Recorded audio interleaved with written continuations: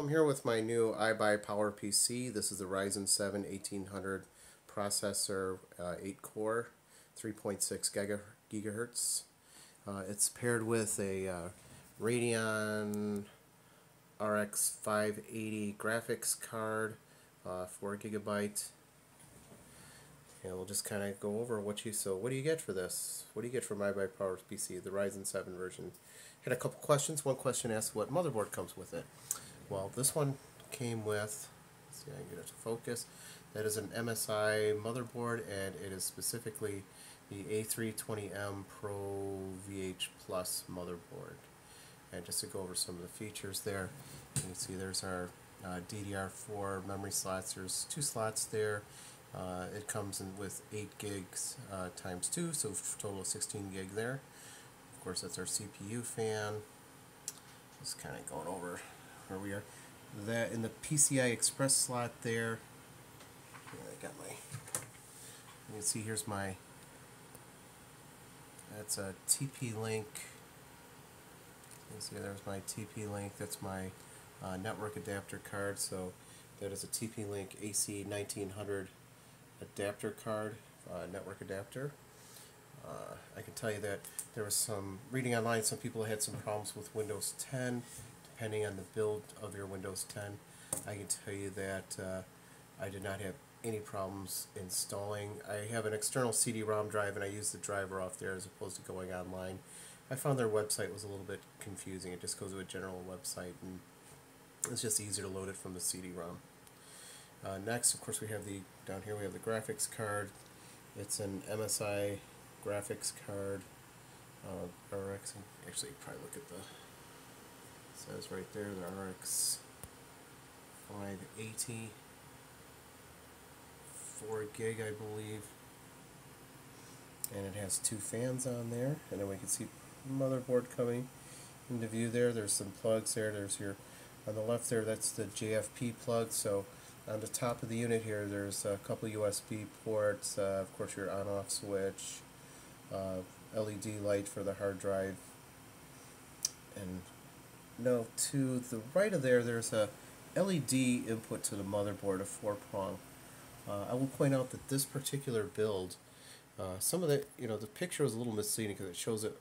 I think one of them showed it with the with LED lights installed, internal LED lights, and this does not come with it. At least some of the more expensive models come with it already installed, and this one does not. But no problem, because we have the Ergo multi-color LED strip light kit. Is for $15.99. You too can have your, and it comes with a remote, can have your computer internally lit like that. And there I can change red, green, blue, make it flash. I just put it on white for now, and I put the brightness up all the way so that it highlights the internal components. You can see, kind of going down here, we have that is a 120 gig A data card, which, by the way, I can see that it's like $27. Now, it comes with a keyboard. I would have rather had them include a little bigger SSD drive and not include their keyboard, since I'm going to opt for a mechanical one anyways. But nevertheless, there it is.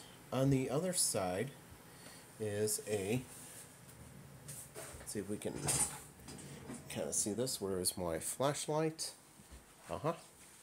So you can see on the other side here, if you look at the case, there is a Western Digital 1 terabyte drive, 7200 RPM, I believe. It's the Blue series. You see all the, kind of get an idea of behind this tempered glass. There's most of the power cables. They put all the cables on this side of it, so it keeps a nice clean look, so they're out of the main unit there. I can see a reflection of me with my shirt, and I'm glad I'm actually decided to wear pants. So I just put this down. Go to the back panel. Obviously on the motherboard, there's 4 USB 3.1s inputs. You've got your audio and mic outputs, or input and output there. 2 USB 2.0s for the keyboard and mouse, and is that the old PS2 whatever mouse port? I haven't used one of those in years. And going down here, you can see that's where the PC, where the TP-Link card is. There's the antennae, and you can see there's the graphics card with the output and the little plastic covers. And you can see I've opted to use an HDMI output. There's also DisplayPort, DVI, and I'm trying to think what's the other modes. Now the power unit there, I'm not sure how many watts it is. I haven't taken it out, and it wasn't in the specs, so I don't know how many watts. So if you're planning on hooking another external, if you want to put another drive there, I would pop that out and see how many watts you have and how much you're drawing and whatnot. So that's that. Oh, so the keyboard that comes with it is, this is the IBUYPOWER keyboard. And I actually played with it a little bit. It's not bad. It's certainly, I think, adequate for most, I suppose, but I think most people would opt for a mechanical one. And so this is here you can see the box here. This is the Etrobot, and it's about a $60 keyboard, and it comes with a bunch of extra keys and little switches. Comes with extra goodies in it. You can, of course, make it light up a single color and do all kinds of programming things, just like you can with, let's say, a razor blade.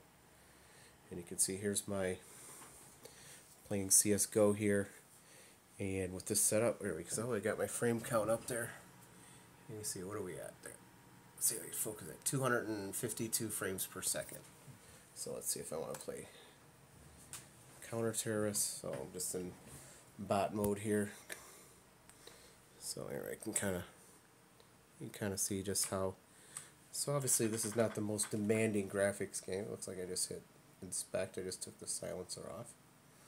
But I can tell you that I had a Lenovo laptop PC with an NVIDIA 960 mobile card. So obviously that's a little different than a desktop card.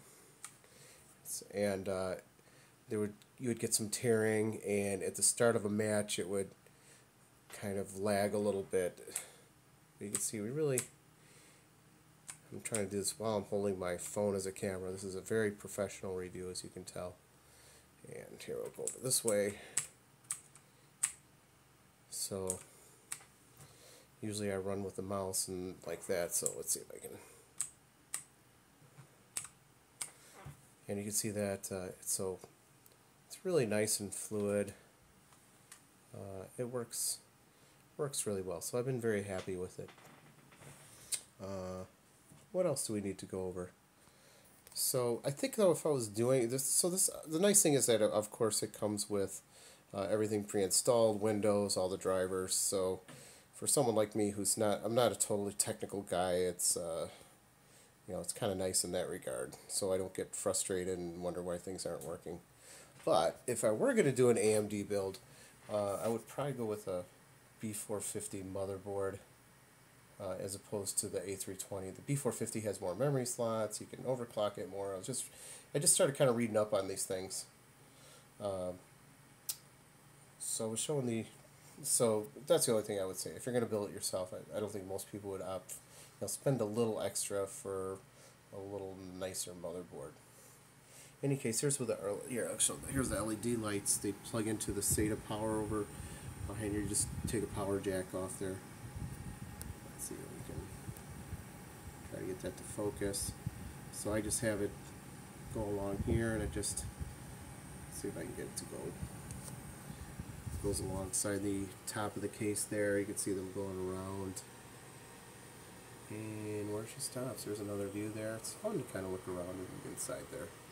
It's a nice clean. The thing I like, as opposed to, I had a build from let's see, 2013, so this is 5 years ago, and the cases. Oops, sorry, I should go back like this. That was kind of the.